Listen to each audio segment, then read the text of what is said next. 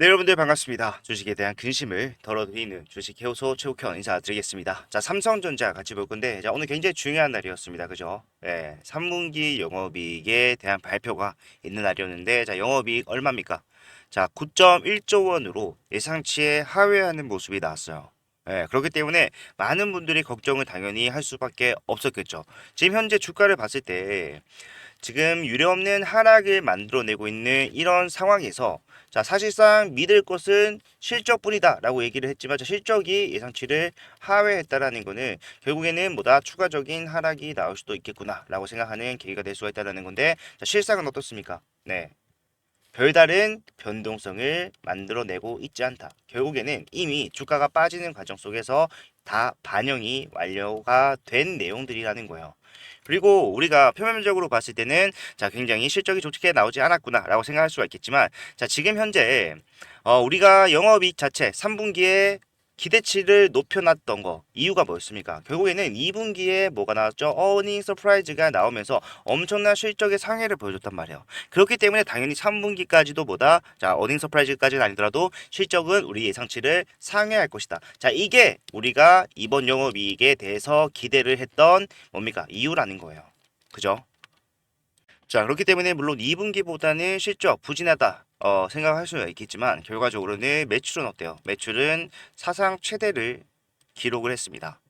예. 우리가 2분기에 어닝 서프라이즈 말 그대로 너무나도 실적이 잘 나왔기 때문에 자, 2분기의 상승치에 빗대어 봤을 때는 살짝 기대에 못 미친다라고 생각할 수가 있겠지만 자, 작년과 비교를 해봤을 때 어떠한 흐름입니까? 작년과 비교했을 때는 지난해 대비 274%가 넘는 영업이익의 상승을 기록했단 말이에요. 예. 그렇기 때문에 자칫 잘못 봤을 때는 뭡니까? 단기적인 하락을 만들어낼 수 있는 악재로 판단을 할 수가 있겠으나 결과적으로는 악재가 아닌 다시 바닥을 잡고 올라갈 수 있는 자리를 만드는 데는 전혀 부족함이 없는 그런 상황이다라는 것을 알 수가 있겠죠. 자, 일단 우리가 그래도 영업이익이 조금 기대치 못 미치는 이유에 대해서 한번 생각을 해봐야 된다. 왜? 결국에는 이 이유가 앞으로 추가적인 하락을 만들어낼 수도 있기 때문에 자, 요걸 봐야겠죠. 자, 보시게 되면은 왜 지금 기대치에 못 미친다고 했습니까? 자, 스마트폰과 PC 판매의 부진으로 메모리 모듈 업체들의 재고 수준이 12주에서 16주 사이로 증가를 하면서 메모리 출하량과 가격 상승이 당초 예상을 밑돌았기 때문이다. 자, 쉽게 말하면은 D램에 대해서 우리가 예상했던 매출액이 나오지 않았기 때문이다라고 얘기를 하고 있는 거예요. 사실 삼성 같은 경우에는 HBM의 후발주자로서 아직까지 가시적인 성과를 내지 못하고 있는 상황에서 자 D램이 뭡니까? 주요 수익을 창출하는 캐시카우 역할을 하고 있단 말이야. 그렇기 때문에 이 D램 수요가 굉장히 중요한 영업이익의 비중을 차지하게 되는데 자 그게 예상치 못 미쳤다. 그런데 중요한 거는 삼성이 아무리 HBM 관련해서 후발주자로 역할을 하고 있다라고 하더라도 결과적으로 지금 어떠한 상황이 진행되고 있습니까? 자, 보시게 되면은 불과 지난주에 나온 내용 확인했을 때, 자, HBM 관련해서 엔비디아 향 3E 공급에 대한 실사가 마무리가 되었다라고 얘기했어요. 자, D램의 수요가 굉장히 우리 기준치에 못 미쳤다라고 얘기는 했는데, 결국 이 HBM이 뭐예요? 예, 여러 가지 D램, 여러 장의 D램을 쌓아 올리는 형식으로 제작이 됩니다. 그렇다면은 우리가 HBM의 공급이 확정이 되는 순간 뭡니까? 자, D램 수요 또한 지금 현재 재고량 보유하고 있는 게 12주에서 16주라고 하더라도 자, HBM이 앞으로 실질적으로 납품이 시작된다라고 했을 때 D램의 수요는 폭발적으로 증가할 수밖에 없다라는 거예요. 자, 수요가 증가한다라는 거는 반도체 시장에서 뭡니까?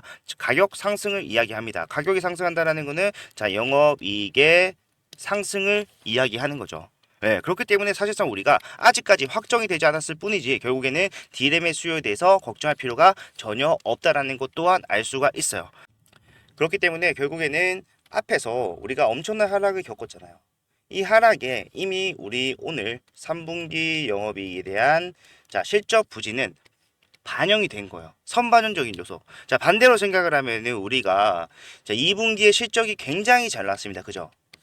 어느 서프라이즈라고 하면서 난리가 났었잖아요. 근데 중요한 거는 이 당시에 자 주가가 어떻게 됐습니까? 추가적인 상승을 만들어냈나요? 아니요. 오히려 주가를 반대로 밑으로 내리는 추세로 전환하는 시점이 바로 자 2분기 어닝 서프라이즈 시점이라는 거예요. 앞에서 이미 상승을 만들어낸 재료가 소멸함에 따라서 왜? 과시와 기대감이 결과로 바뀌었잖아요. 그럼에 따라서 뭡니까?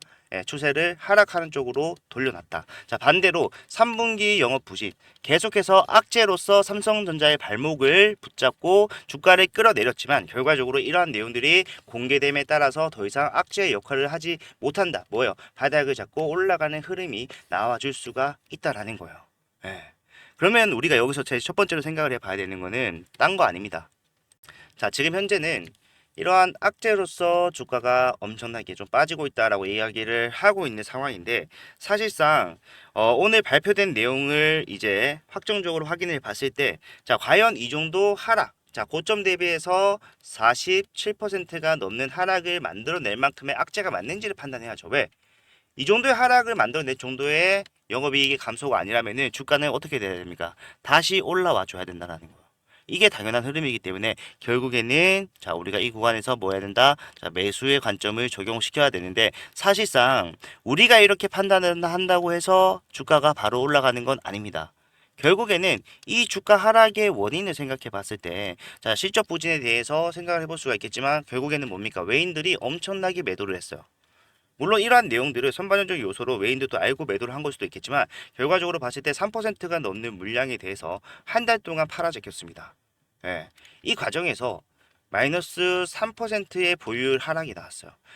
삼성전자의 전체 신촉의 3%를 매도만으로 내놨다라는 거예요. 그렇기 때문에 이 과정에서 15%의 주가 하락이 있었고 이러한 하락 끝에는 결국에 뭐가 들어올 것이다?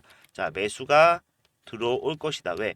애초에 얘네들은 이 정도 영업이익에 나온다라고 하더라도 이 정도로 빠지지 않을 거라는 걸 알고 있지만 결과적으로 내가 어차피 매도를 해야 되는 상황이라고 한다면은 자 주가를 매수를 할 수 있는 시점을 최대한 낮추는 게 최대한 저점으로 세팅을 해놓는 게 뭐예요? 다시 올라갈 수밖에 없는 확정적인 상황에서 확정적인 수익을 그렇게 많이 가져갈 수 있는 방법이잖아요. 예. 그렇기 때문에 얘네들은 그것들을 다 알고 매도를 한 겁니다. 자, 제가 얘네가 알고 했다라고 강력하게 주장하는 이유는 자, 이런 모습을 우리가 코로나 때도 똑같이 한번 본 적이 있기 때문이에요. 자, 물론 코로나였기 때문에 삼성전자의 뭐 영업이익이 뭐 잘 나올 걸 기대도 하지 않았지만 안 나온 것도 사실이에요. 하지만 하락이 나온 거에 비해서 영업이익이 그래도 이 정도 하락을 만들어낼 정도가 아니었단 말이에요. 그러다 보니까 어떻게 됩니까? 자, 주가를 다시 바닥에서 매수를 하는 흐름이 나와주면서 올라가기 시작하더라. 그 상승이 여러분들이 이번에 보셨던 이 상승이라는 거예요. 예. 그렇기 때문에 이번에도 마찬가지로 크게 다르지 않을 겁니다. 매도를 함으로써 주가를 최대한 눌러놨고 내가 확실한 매수만 하게 된다라고 했을 때 확정적인 수익을 가져갈 수 있는 모든 조건을 충족시켜 놓은 이 상황에서 외인들은 다시 매수를 할 건데 자 제가 여러분들께 좀 조심하라고 말씀드리는 거 제가 이 구간에서 바로 매수하시면 무조건 돈 봅니다 라고 얘기하지 않는 이유는 자 이러한 매수는 여러분들이 예상하지 못한 구간에서 나올 확률이 굉장히 크기 때문에 실제로 우리가 지금 삼성전자가 뭐 세력주다라고 얘기하는 게 아니라 자 이 외인들도 눈치라는 걸 볼 거 아니에요. 예. 외인들도 결국에는 주가를 내리는 과정에서 누가 매수를 했습니까? 네, 보시게 되면은 외인들의 매도 물량을 개인들이 전부 다 담았어요. 그죠? 그러다 보니까 결국에 내가 내리면서 매도한 물량에 대해서 누구에게 다시 넘겨받아야 돼요? 개인들에게 다시 넘겨받아야 돼요. 개인들이 매도하는 상황이 나와줘야지 매수가 들어온다라는 거예요. 무슨 말인지 아시겠나요? 외인들이 개인들에게 물량을 넘기면서 주가를 뺐기 때문에 결과적으로 바닥에서 다시 개인들이 물량을 매도해야지만이 뭐다? 외인들이 매수를 하면서 주가를 올릴 것이다. 자, 그렇기 때문에 사실상 우리가 이렇게 악재가 가셔야되면서 소멸했다고 하더라도 바로 상승을 기대하기 어려운 이유가 바로 이거기도 합니다. 예. 실제로 오늘 또 외인 같은 경우에는 매도를 하고 있어요. 누가 사겠습니까? 자, 개인이 살 겁니다. 자, 그렇다면은 우리가 악재가 가시화되면서 해소가 끝났다. 추가적인 하락은 나오지 않고 부하권의 움직임을 보이고 있지만 결과적으로 추가적인 하락 또는 지지부진한 흐름이 당분간 지속이 될 수가 있다라는 것 또한 생각을 해봐야 된다라는 거예요. 당장 올라가기를 바라겠죠. 누구나 그럴 거예요. 그렇지만 그러한 모습이 나오지 않았을 때 우리가 기대감과 다른 결과가 나왔을 때 어떻게 됩니까? 자, 나도 모르게 이탈을 생각을 한다거나 실제로 매도로 이어지는 경우가 굉장히 많기 때문에 여러분들께서는 자, 상승이 나오기 직전 또는 눌림목 구간에서 올라가기 직전 외인들이 개인들에게 마지막으로 물량 이탈 매도를 하게 부추기는 상황을 연출할 때 그때 매수를 해야 된다는 거예요. 그리고 중요한 거는 올라간다라고 해서 무조건 상승만 하는 것이 아니라 어떻게 올라갑니까? 삼성전자 같은 종목은 굉장히 정직한 흐름을 보여줘요. 추세적인 상승을 만들어내면서 계속해서 저점을 높여주지만 이 저점이 계속해서 높아가는 과정에서 상승만 나오는 것이 아니라 상승과 하락을 반복적으로 그리면서 가잖아요. 예. 그런데 사실상 이게 여러분들 좀 시간 낭비다라고 생각을 하실 수가 있는데 시간 낭비가 아니라 이러한 파동 하나하나가 여러분들에게 수익을 줄 수 있다라는 거. 이러한 과정이 반복되면 반복될수록 여러분들 수익을 쌓아갈 수가 있다라는 얘기가 된다라는 거예요. 자, 올라갔을 때 뭐 해야 돼요?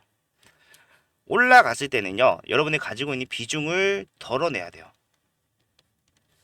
왜? 어차피 바로 올라가지 못해요. 그러면은 주가가 빠졌다가 올라간다라는 얘기가 된다라는 건데, 자, 내가 비중을 덜어내고 다시 저점에서 비중을 추가하게 된다라고 했을 때, 원래 자리로만 오더라도 뭡니까? 자, 수익을 발생시킬 수가 있다. 그리고 그 이상의 상승에 대해서는 수익을 극대화하는 흐름을 가져갈 수 있는데, 이러한 구간이 여러 차례 반복되면서 올라간다라고요. 주가 자체가.